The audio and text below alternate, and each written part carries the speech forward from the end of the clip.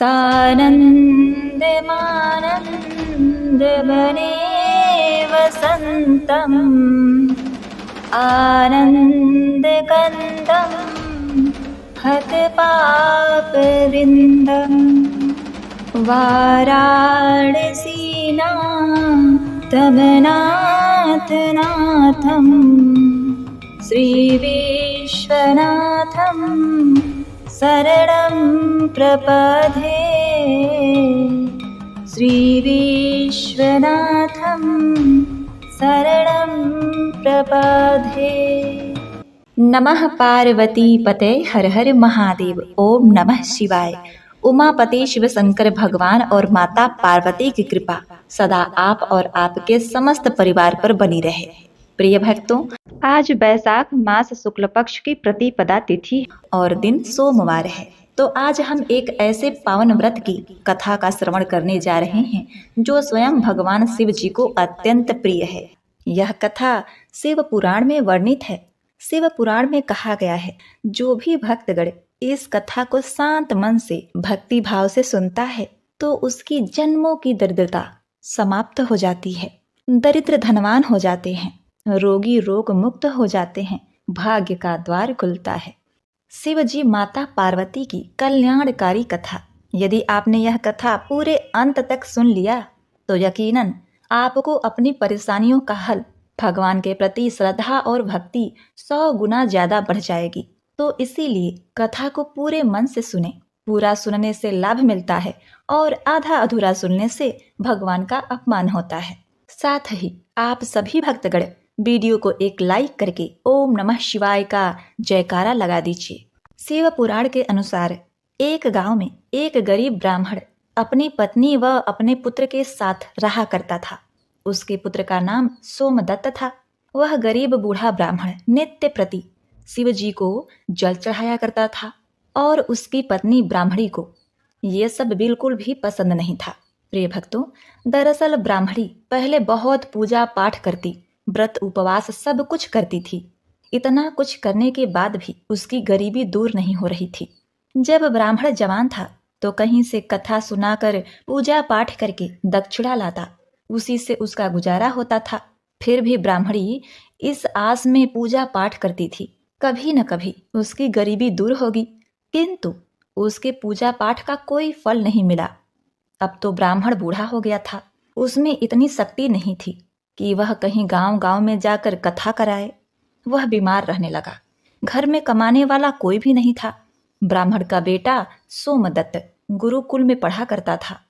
अब ब्राह्मणी के घर में खाने के लाले पड़ गए तो वह गुस्से में पूजा पाठ करना छोड़ देती है और ब्राह्मण को भी पूजा पाठ करने से मना करने लगती है और कहती थी कि भोलेनाथ और अन्य देवी देवताओं का पूजा करते करते जवानी से बुढ़ापा आ गया, लेकिन भगवान ने हमारी गरीबी दूर नहीं की, उल्टा अब तो दाने दाने को मोहताज हो गए हैं। अरे, मेरी ही मति मारी गई थी कि मैंने दिन रात उपवास व्रत किया, जब तब मैं अपने शरीर को सुखा दिया। अब क्या देगा तुम्हारा शिव जो तुम शिवलिंग पर जल चढ़ाया करते हो। प्रिय भक्तगणों, ब्राह्मणी की बातों को सुनकर ब्राह्मण कुछ नहीं कहता। उसे तो अपने आराध्य भोलेनाथ पर विश्वास था। अब ब्राह्मण का बेटा अपनी शिक्षा पूरी करके गुरुकुल से वापस अपने घर आ गया और अपनी माता पिता की सेवा करने लगा। एक दिन की बात है, सोमदत्त शिव मंदिर में अपने पिता के साथ पूजा पाठ कर रहा था और वहीं पर शिव भक्तों को कथा सुनाने लगा। वह कहता है कि जो भक्त भगवान की कथा को सुनते हैं, उनके मन में जो इच्छा रहती है, भोलेनाथ उनकी मनोकामना पूरी करते हैं। प्रिय भक्तों, सोमदत्त की ये सब बातें मंदिर में पूजा करने आए उसी राज्य के राजा ने सुन लिया और उसे यह बात बहुत ही अच्छी लगी और उसने सोमदत्त को अपने यहाँ राजकुमारी को कथा सुनाने के लिए नौकरी पर रख लिया। अब सोमदत्त प्रतिदिन राजा के लड़की को कथा सुनाने जाया करता था। वहां से दक्षिणा में जो भी मिलता उसमें ही वह अपने परिवार का पालन पोषण करने लगा। इस पर भी ब्राह्मणी खुश नहीं थी। उसने कहा, मुझे अपने बच्चे की भविष्य की चिंता है। हमारा जीवन तो जैसे तैसे कट गया, लेकिन मेरे पुत्र का जीवन अभी बाकी है। हमारे मरने के बाद उसका क्या होगा। हमारी भक्ति पूजा पाठ का फल लगता है कभी नहीं मिलेगा। क्या भोलेनाथ को मेरा दुख दिखाई नहीं देता? मेरा पुत्र राजा के घर से जो कुछ भी लेकर आता है, माना कि उससे हमारे पूरे परिवार का पेट भर जाता है, किंतु और भी आवश्यकताएं कैसे पूरी होंगी? ईश्वर ने अपनी आंखें क्यों बंद कर रखी हैं? क्या मेरे पुत्र को हमारे तरह ही गरीबी में रहना होगा? प्रिय भक्तगणों, ब्राह्मण और ब्राह्मणी की ये करुण पुकार जब माता पार्वती ने सुना तो उन्होंने शिव जी से कहा, हे देव, हे महेश्वर, आप सर्वज्ञ हैं, आप क्यों इन दोनों की परीक्षा ले रहे हैं प्रभु? ब्राह्मण आपका परम भक्त है, अब आप उसके दुख का नाश करें प्रभु, अन्यथा कोई ब्राह्मण भी आपका पूजा करना बंद ना कर दे, कहीं उसके मन में आपके प्रति विश्वास समाप्त न हो जाए। भोलेनाथ ने कहा, हे देवी, आप चिंता ना करें, मैंने उनके भाग्य उदय का बीज तो पहले ही बो दिया है। अब हम दोनों को साथ में लक्ष्मी जी विष्णु जी को लेकर इस ब्राह्मण के घर जाने का समय आ गया है। मेरी कृपा के साथ ही वो ब्राह्मण दंपत्ति विष्णु लक्ष्मी के भी कृपा के पात्र हैं। उन दोनों पति पत्नी ने हम दोनों की पूजा एक साथ की है। हे देवी, पृथ्वी लोक पर जाकर हमें शिवलीला करनी है। प्रिय भक्तगणों, अब शिव जी तुरंत माता पार्वती जी के साथ नंदी पर सवार होकर बैकुंठ लोक में जाते हैं, जहां दयानिधि भगवान विष्णु शेषनाग के सैया पर विराजमान थे। माता लक्ष्मी उनके पांव दबा रही थीं। तब शिव जी ने विष्णु जी से पृथ्वी लोक पर चलने को कहा। विष्णु जी बोले, हे देवी लक्ष्मी, चलिए, हमारे भक्त का बुलावा आ गया है। अब क्या था, चारों देवी देवता ने साधु का भेष धारण कर पृथ्वी पर उपरोक्त ब्राह्मण के घर पहुंचकर अलख जगाई और कहा, अलख निरंजन, अलख निरंजन। घर में से बूढ़ा ब्राह्मण निकला। उसने उन्हें प्रणाम किया तो उन साधु भेषधारी भगवान विष्णु और शिव जी ने कहा, हम रात्रि में आपके घर पर विश्राम करेंगे।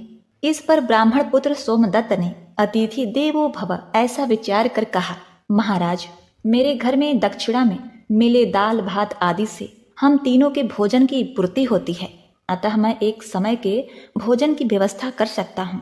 साधुओं ने उसे एक बर्तन देकर कहा कि वह दाल भात इस बर्तन में बनाओ तो हम सबका दोनों समय का भोजन बन जाया करेगा।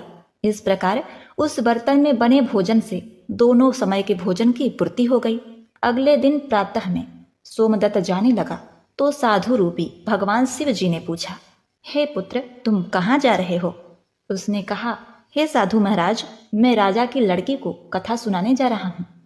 साधु ने कहा, तुम कथा सुनाने के बाद राजा की लड़की से पूछना कि तुम किस अभिलाषा की पूर्ति के लिए कथा सुनती हो।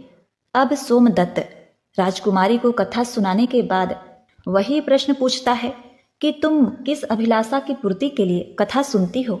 राजा की लड़की ने कहा, मैं इस अभिलाषा से कथा सुनती हूँ कि मुझे ऐसा वर मिले जिसकी चर्चा सभी की जबान पर हो, उसके माथे पर चांद और सूरज की रोशनी हो तथा वह भाग्य का ऐसा धनी हो कि उसके कदमों में लक्ष्मी थिरकती हुई हो तथा ऐसी बारात हो जैसी किसी ने अब तक नहीं देखी हो। प्रिय भक्तगणों, अब वापस आकर सोमदत्त ने राजकुमारी की सारी बातें साधुओं को बताई। अब देखिए, अब अगले दिन प्रातः काल में जब वह कथा सुनाने के लिए जाने लगा तो साधुओं ने कहा, बच्चा, आज फिर वही प्रश्न करना। वह फिर से तुम्हें कल वाली बातें बताए तो तुम यह तुरंत कह देना कि जैसा पति तुम्हें चाहिए वैसा केवल मैं ही हूँ। ऐसा कहकर भागा आना। सोमदत्त ने कहा, हे साधु महाराज, कहाँ एक मैं गरीब ब्राह्मण जिसका घर उसकी दी हुई दक्षिणा पर चलता है, और कहाँ वह राजा की पुत्री। राजा मुझे और मेरे परिवार को मृत्यु दंड देकर मौत के घाट उतार देगा, अतः मैं ऐसा नहीं करूँगा। साधुओं ने कहा कि ठीक है, हम तुम्हें परिवार सहित अभी श्राप से भस्म किए देते हैं। सोमदत्त पहले ही उनके चमत्कार से डरा हुआ था। उसने सोचा कि राजा तो बाद में मृत्यु दंड देगा, ये तो अभी अपने श्राप से भस्म कर देंगे। अतः साधुओं को आश्वासन देकर कथा सुनाने के लिए चला गया। कथा सुनाने के बाद सोमदत्त ने कहा, हे राजकुमारी, कल आपने जो बताया था उसके अनुसार जैसा वर तुम्हें चाहिए वैसा वर मैं ही हूँ। ऐसा कहकर तुरंत वह वहां से भाग आया। राजा की पुत्री को एकदम आघात पहुंच गया। उसने दासी के द्वारा अपने पिताजी को बुलाकर सब बात बताई। राजा ने आश्वासन दिया कि उस उदंड ब्राह्मण को उसकी सजा मिलेगी। राजा ने तुरंत अपने मंत्रियों से विचार विमर्श किया। एक वरिष्ठ मंत्री ने कहा, महाराज, उसने अपराध तो फांसी दिए जाने वाला किया है, परंतु वह एक ब्राह्मण है। उसे फांसी देने पर एक ब्राह्मण हत्या का पाप लगेगा। कुछ ऐसा किया जाए कि वह दंडित भी हो जाए और ब्रह्म हत्या का पाप भी न लगे। प्रिय भक्तों, काफी विचार विमर्श करने के बाद तय हुआ कि शादी का निमंत्रण पत्र कुछ शर्तों के साथ भिजवाया जाए। राजा ने शर्तों वाला निमंत्रण पत्र लिखवाकर अपने नौकर के हाथ सोमदत्त के पिता के पास भिजवा दिया। उधर सोमदत्त ने घर पहुंचकर साधुओं को बताया कि आपके कहे अनुसार कहने पर राजकन्या बहुत क्रोधित हो गई। अब शीघ्र ही फांसी का संदेश पहुंचने वाला है। कुछ समय बाद नौकर निमंत्रण पत्र लेकर वहां पहुंच गया। साधुओं ने हलकारे को सम्मान सहित बिठाकर सोमदत्त को निमंत्रण पत्र पढ़कर सुनाने को कहा। पत्र इस प्रकार था, हे ब्राह्मण पुत्र, हमें तुम्हारा शादी का प्रस्ताव मंजूर है, परंतु साथ साथ हमारी कुछ शर्तें भी हैं। हमारे द्वारा सभी शर्तें पूरी करने पर हम अपनी कन्या का विवाह तुम्हारे साथ कर देंगे। शर्तें पूरी न होने पर तुम्हें परिवार सहित फांसी दे दी जाएगी। शर्तें इस प्रकार से है। पहला शर्त, बारातियों के ठहरने वाले सभी बारात घर तथा बनाए गए सभी तंबू बारातियों से भरे होने चाहिए। कोई भी तंबू खाली नहीं रहना चाहिए। दूसरा शर्त, बारातियों के आतिथ्य सत्कार में बनाई गई सभी खाद्य सामग्री उपयोग होनी चाहिए, कुछ भी बचना नहीं चाहिए। तीसरा शर्त, ऐसी अद्भुत बारात आनी चाहिए जिसकी प्रशंसा हर व्यक्ति के जबान पर हो। बारात आने पर यदि कोई भी शर्त अधूरी होगी तो बारात में आने वाले सभी बारातियों को फांसी दे दी जाएगी। पत्र पढ़कर सोमदत्त डर से कांपने लगा। साधुओं ने कहा, तुम डरो नहीं, नौकर को भोजन खिलाकर पत्र का उत्तर देकर विदा करो और पत्र में लिखो कि आप विवाह की तैयारी करें, हम फला दिन बारात लेकर आ रहे हैं। नौकर को भोजन में दाल भात परोसा गया। नौकर की थाली में चमत्कार से 36 प्रकार का भोजन बन गया। विदाई में साधुओं ने, जो कि भोलेनाथ और विष्णु जी थे, उसे मुट्ठी भर धुनी की राख व पत्र देकर विदा किया। बाहर आकर नौकर ने देखा कि वह राख नहीं बल्कि हीरे मोती हैं। वह बहुत खुश हुआ। राजा ने सकारात्मक उत्तर प्राप्त होने पर विचार किया कि वह गरीब ब्राह्मण किसके भरोसे ऐसा कर रहा है। क्या कोई दुश्मन राजा उसका साथ दे रहा है? यही सोचकर राजा ने शहर के तमाम बारात घर सजवा दिए और अनेक तंबू लगवा दिए। राजा का विश्वास था कि अधिक आदमी न आने के कारण वह शर्त हार जाएगा। सोमदत्त अपनी बारात में चलने के लिए जिसे भी कहता, वही उसे यह कहकर मना कर देता कि नहीं, तुम्हारा तो अंतिम समय आ गया है, हम बारात में तुम्हारे साथ मरने के लिए क्यों जाएं? ऐसी बात सुनकर वह बहुत ही परेशान था। शादी वाले दिन सोमदत्त को परेशान देखकर साधुओं ने कहा, पुत्र, आज तुम्हारा विवाह है और तुम परेशान हो रहे हो। तैयार होकर हमारे साथ चलो। तुम किसी बात की चिंता मत करो, हम तुम्हारे साथ हैं। सोमदत्त ने भाग्य में जो लिखा है वही होगा, यही सोचकर तैयार होकर साधुओं के साथ चल दिया। भगवान शिव जी ने इस बारात में चलने के लिए सभी देवताओं को मनुष्य रूप में आमंत्रित कर दिया तथा भूत प्रेत व अनेक गणों को भी शादी में बुला लिया, जिसके कारण सभी बारात घर व लगाए गए सभी तंबू भर गए। इसके बाद भी कुछ बाराती बिना तंबू के रह गए। राजा के पास सूचना भिजवाई गई कि बारातियों के ठहरने का और प्रबंध कराया जाए। सूचना मिलने पर राजा ने विचार किया कि कहाँ से इतने बाराती आ गए हैं, चलकर देखना चाहिए। राजा तुरंत वहां पहुंचा। राजा को आया देखकर शिव जी ने शुक्र व शनि जी को बच्चे के रूप में बनाकर भूख के कारण रुला दिया। राजा ने 2 बच्चों को रोते हुए देखकर पूछा कि यह बच्चे क्यों रो रहे हैं? साधु बने शिव जी ने कहा, इन्हें भूख लगी है राजन। राजा ने उन बच्चों को खाना खिलाने के लिए भेज दिया। कुछ समय बाद राजा के कर्मचारी ने आकर बताया कि महाराज, वे दोनों बच्चे तो सारा का सारा खाना खा गए हैं और फिर भी भूख भूख चिल्ला रहे हैं। ऐसा सुनकर राजा बहुत परेशान हुआ। उसने अपना घमंड त्याग कर साधुओं के सामने नतमस्तक होकर कहा, महाराज, अब मेरी लाज आपके हाथ में है।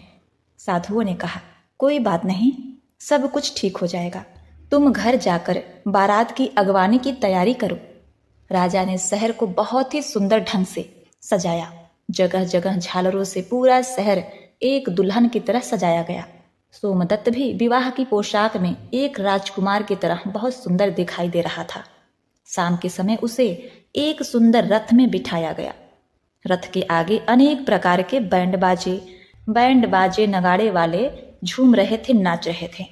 दूल्हे के मस्तक पर सेहरे को चांद और सूरज से सजाया गया। बाराती हाथ में मुद्राएं लेकर एक दूसरे पर न्यौछावर करके इधर उधर उड़ा रहे थे। बारात के इस विहंगम दृश्य को देखकर लोग आपस में कहने लगे कि इस ब्राह्मण के भाग्य को तो देखो, इसके मस्तक के सेहरे में चांद सूरज और चारों तरफ से इस प्रकार धन लक्ष्मी उड़ाया जा रहा है, मानो किसी बड़े राजा की बारात निकल रही है। ऐसी बारात हमने अपने जीवन में कभी नहीं देखी और न आगे देखने की उम्मीद है। यह भाग्य का बड़ा धनी है। प्रजा के इस प्रकार के बातों को सुनकर सद्वाइन रूपी माता पार्वती, उन्होंने कहा, प्रभु, आप जिस पर कृपा करते हैं उसके लिए अन्न धन के भंडार खोल देते हैं। भगवान भोलेनाथ ने कहा, हे पार्वती, जो भक्तगण मेरी पूरी श्रद्धा भक्ति से पूजा करते हैं, मैं उन्हें उनके पूजा का फल अवश्य देता हूँ। उन्हें दुख तभी तक झेलना पड़ता है जब तक कि उनके पाप कर्म खत्म नहीं हो जाते। पुण्य कर्म जैसे ही उदय होते हैं, उनके भाग्य के दरवाजे खुल जाते हैं। और जो भक्त भगवान की कथाओं को सुनता है, उन्हें भी राजकुमारी की तरह फल प्राप्त होता है। राजकुमारी ने प्रतिदिन भगवान की कथाएं सुनी। उसने मन में जो भी कामना की उसे वह मिला। यह तो भोलेनाथ, माता पार्वती, विष्णु जी, लक्ष्मी जी के महिमा था, जिसके कारण ब्राह्मण धनी हो गया। उसका भी घर महल की तरह सुंदर हो गया। उसके घर में नौकर चाकर इत्यादि की कमी नहीं थी। अपार धन दौलत से घर भरा हुआ था। और ब्राह्मणी ने भी फिर से भगवान की पूजा अर्चना करनी शुरू कर दी। खूब दान दक्षिणा देना शुरू कर दिया और नित्य प्रति भगवान के कथाओं को सुना करती थी। प्रिय भक्तगणों, अब आइए श्रवण करते हैं सोमवार व्रत की मुख्य कथा। अमरपुर नगर में एक धनी व्यापारी रहता था। दूर दूर तक उसका व्यापार फैला हुआ था। नगर में उस व्यापारी का सभी लोग मान सम्मान करते थे। इतना सब कुछ होने पर भी वह व्यापारी अंतर मन से बहुत ही दुखी था, क्योंकि उस व्यापारी का कोई पुत्र नहीं था। दिन रात उसे एक ही चिंता सताती रहती थी कि उसके मृत्यु के बाद उसके इतने बड़े व्यापार और धन संपत्ति को कौन संभालेगा। पुत्र पाने की इच्छा से वह व्यापारी प्रति सोमवार भगवान शिव जी की व्रत पूजा किया करता था।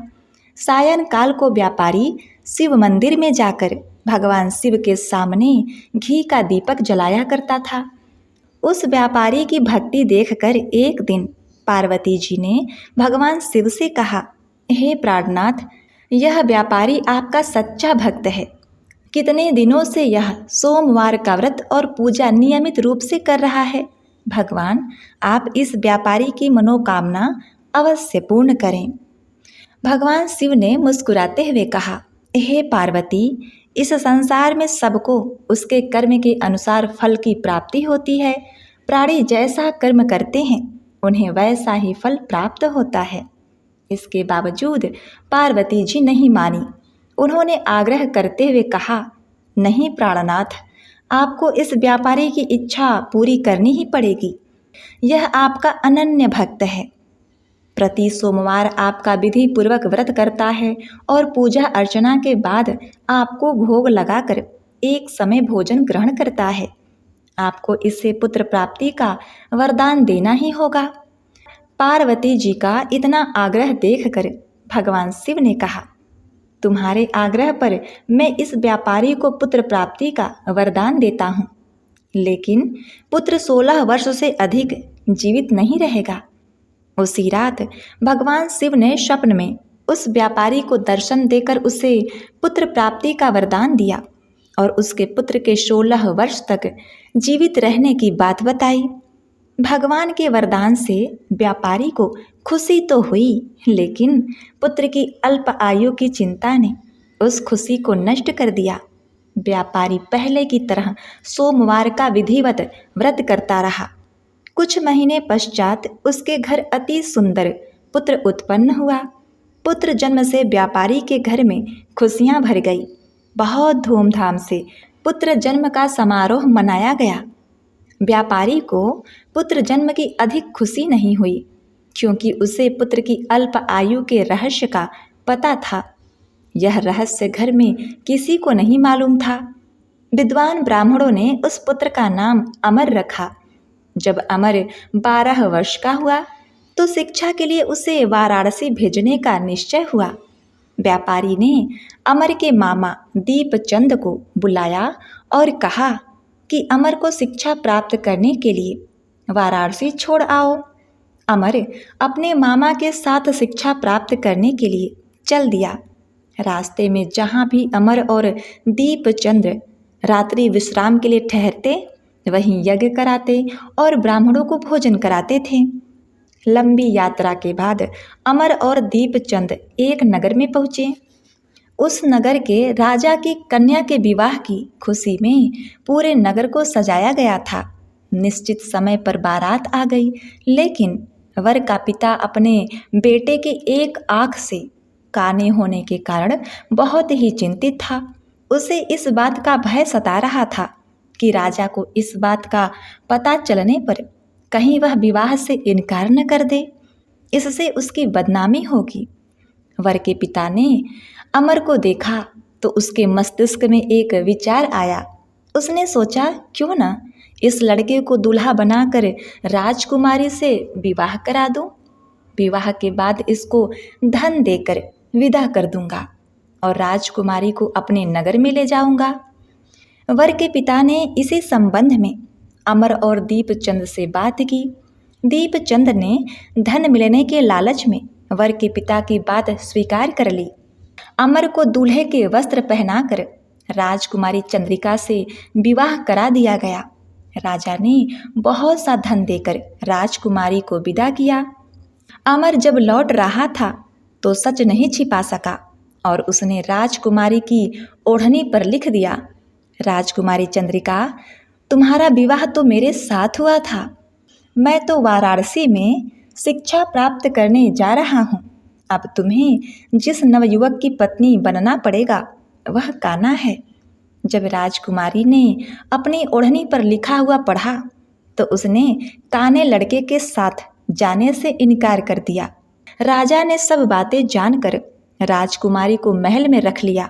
उधर अमर अपने मामा दीपचंद के साथ वाराणसी पहुंच गया। अमर ने गुरुकुल में पढ़ना शुरू कर दिया। जब अमर की आयु 16 वर्ष की पूरी हुई तो उसने एक यज्ञ किया। यज्ञ की समाप्ति पर ब्राह्मणों को भोजन कराया, खूब अन्न वस्त्र दान किए। रात को अमर अपने शयन कक्ष में सो गया। शिव के वरदान के अनुसार शयनावस्था में ही अमर के प्राण पखेरु उड़ गए। सूर्योदय पर मामा अमर को मृत देखकर रोने पीटने लगा। आसपास के लोग भी एकत्रित होकर दुख प्रकट करने लगे। मामा के रोने बिलाप करने के स्वर समीप से गुजरते हुए भगवान शिव और माता पार्वती ने भी सुने। पार्वती जी ने भगवान से कहा, हे प्राणनाथ, मुझसे इसके रोने के स्वर सहन नहीं हो रहे। आप इस व्यक्ति के कष्ट अवश्य दूर करें। भगवान शिव ने पार्वती जी के साथ अदृश्य रूप में समीप जाकर अमर को देखा तो पार्वती जी से बोले, पार्वती, यह तो उसी व्यापारी का पुत्र है।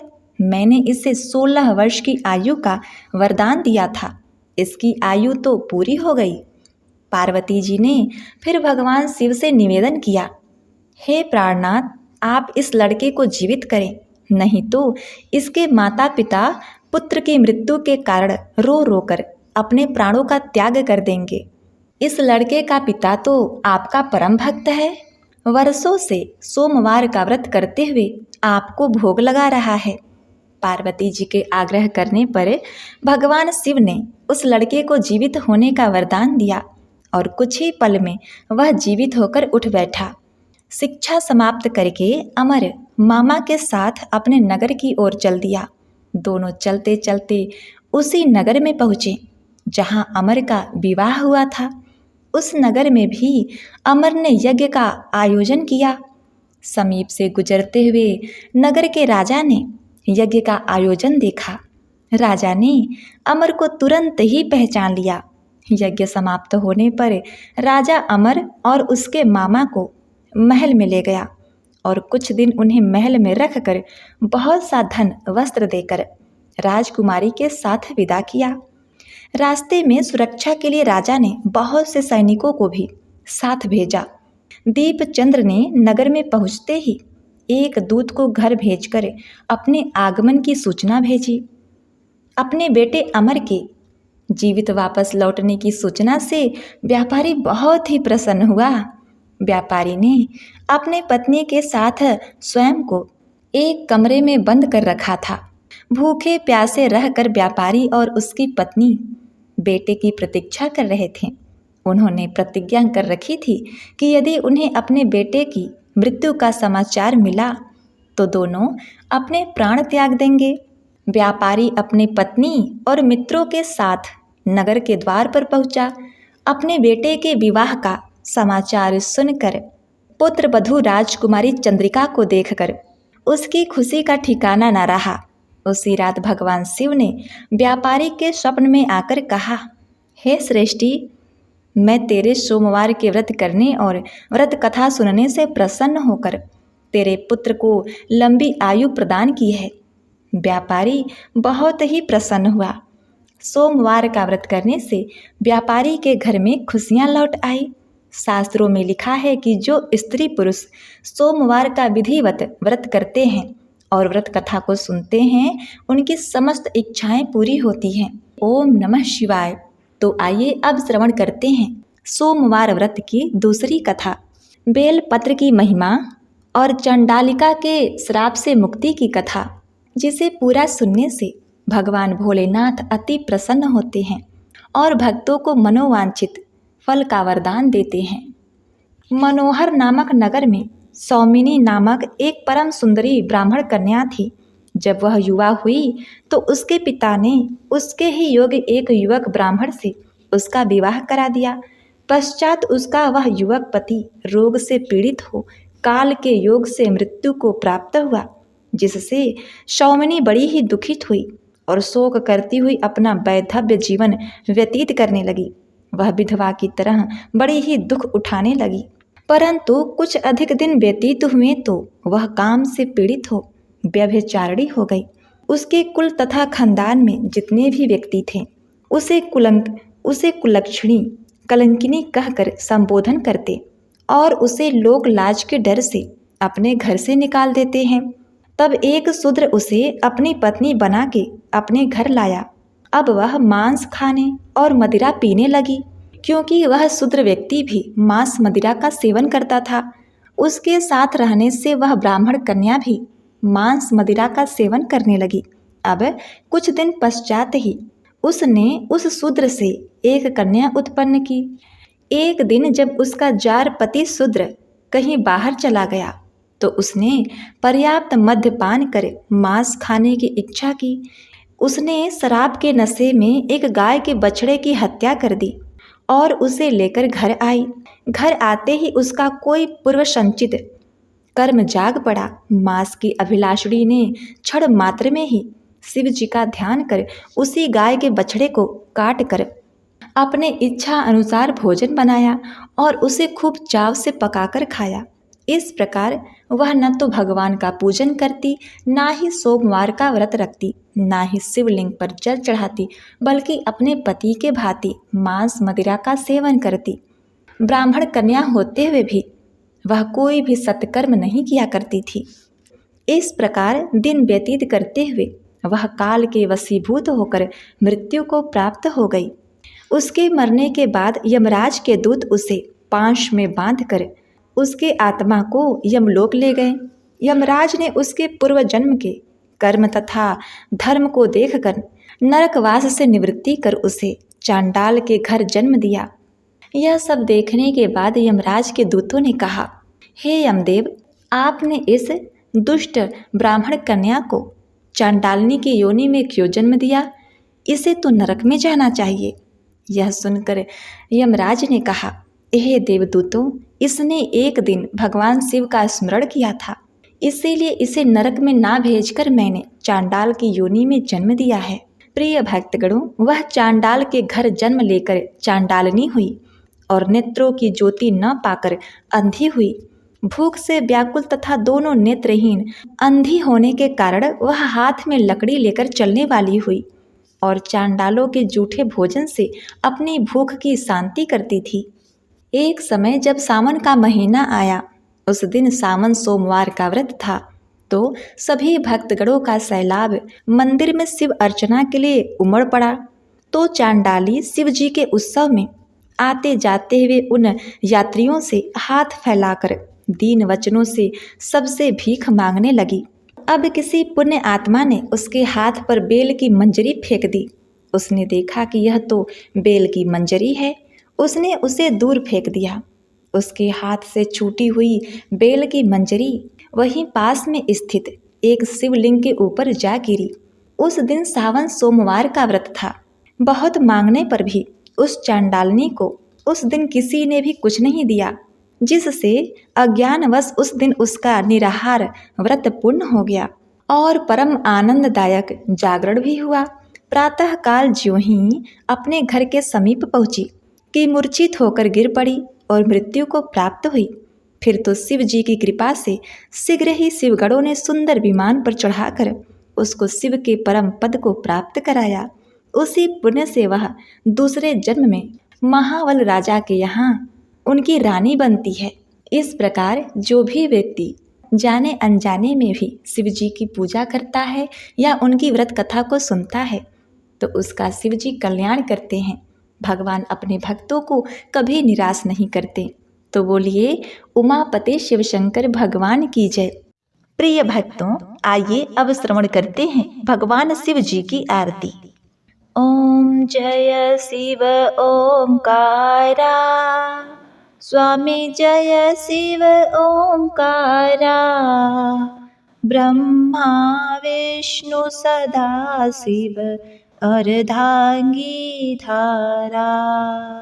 ओम जय शिव ओंकारा, स्वामी जय शिव ओंकारा, एकानन चतुरानन पंचानन राजे, हंसानन गरुड़ासन वृषवाहन साजे।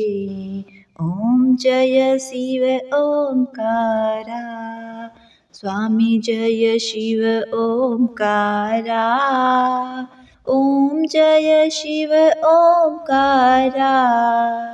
दो भुज चार चतुर्भुज दस भुज अति सोहे, निर्गुण रूप निरखते त्रिभुवन जन मोहे। ओम जय शिव ओंकारा, स्वामी ओम जय शिव ओंकार, स्वामी ओम जय शिव ओंकारा, ओम जय शिव ओंकारा। अक्षय माला वन माला मुंड माला धारी, त्रिपुरारी कंशारी करमाला धारी।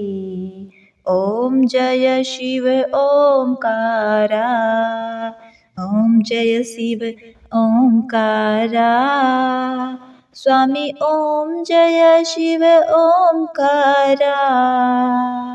श्वेतांबर पीतांबर बाघंबर अंगे, सनकादिक गरुडादिक भूतादिक संगे। ओम जय शिव ओंकारा, ओम जय शिव ओंकारा, स्वामी जय शिव ओंकारा। कर के मधक मंडलु चक्र त्रिशूलधारी, सुखकारी दुखहारी जगपालनकारी। ॐ जय शिव ओंकारा, ॐ जय शिव ओंकारा, स्वामी जय शिव ओंकारा। ब्रह्मा विष्णु सदाशिव जानत अविवेका, मधुकटभ दो मारे सुर भयहीन करे। ॐ जय शिव ओंकारा, ॐ जय शिव ओंकारा, स्वामी जय शिव ओंकारा। लक्ष्मी व सावित्री पार्वती शंगा, पार्वती अर्धांगी शिवलहरी गंगा।